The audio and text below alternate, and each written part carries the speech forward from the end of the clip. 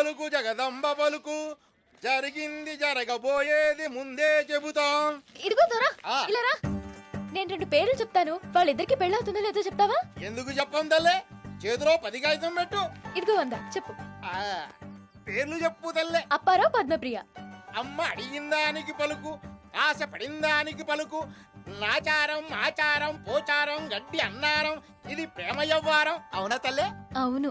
ఆ పుంజంటే ఈ పెట్ట పడిసత్తాది, ఆ రూపం చూడని కళ్ళు ఎందుకనుకుంటాది. ముందు మా ఇద్దరికి పెళ్ళవుతుందో లేదో చెప్పు. భూదేవంతా అరుగు పడతాది, ఆకాశమంతా పందిరి పడతాది, ఊరంతా పండగవుతాది, పెళ్లికి కోదరికి పంచి పెట్టాలి తల్లే. అప్పారావుకి నాకు పెళ్లి జరిగితే నీకేంటి, మొత్తం నీ ఫ్యామిలీకే బట్టలు పెడతాను. మాట నిలబెట్టుకోవాలి తల్లే. ఇల్లొత్తా తల్లే. కుర్రో కుర్రు.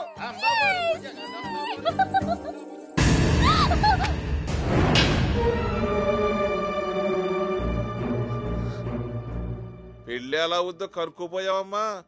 లేచిపోతే అవుద్దో, పారిపోతే అవుద్దో, పోలీస్ స్టేషన్ లో అవుద్దో, ఆర్య సమాజంలో అవుద్దో. నేనండి ప్రేమిస్తున్నాను అంటావు, కోయోళ్ళకి సోదరుళ్ళకి కూడా చెప్పేసేసి చివరాఖర కనతండ్రి చెబుతున్నావు. నాకు చాలా మర్యాద ఇచ్చావమ్మా. దాంతో ఏమిట్రా మాటలు?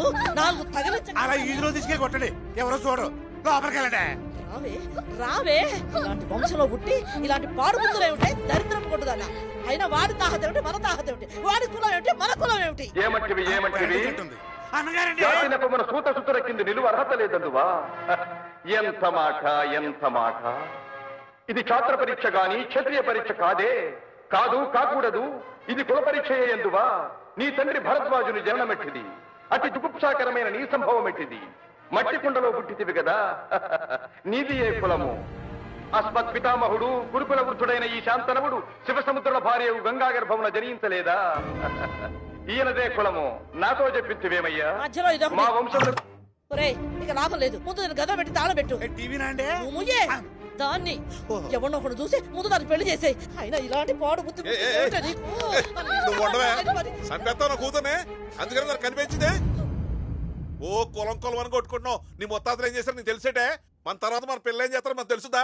ఏ వాళ్ళు ఉంటారు, రేపు పోతాం. కులం కూడా వస్తుందేటి. చూసావుగా అన్నగారు అంతటోరు కులం గురించి ఏం చెప్పారో. మనకు కావాల్సింది కులం కాదు, గుణం. అవతలోడికి ఎంత ఉందని కాదు, మన పిల్లని ఎంత బాగా చూసుకుంటాడా అని. ఏంటే అన్నగారు డైలాగ్ అర్థమైంది, మీ డైలాగే నాకు అర్థం కాలేదు. కొంచెం క్లారిటీ ఇచ్చుకోండి. మీరు అమ్మాయి గారి వైపా, అమ్మగారి వైపా? నాకు నా కూతురు అంటే ప్రాణం, నేనంటే మా అమ్మకు ప్రాణం. మరి ఏ లెవెల్లో ఇచ్చిన విలన్ నేనేనంత బిల్డప్ ఇచ్చారు ఎందుకు? కోప్పడింది అది ఆడిని ప్రేమించినందుకు కాదు, ఆడికంటే ముందు అది నాకు చెప్పనందుకు.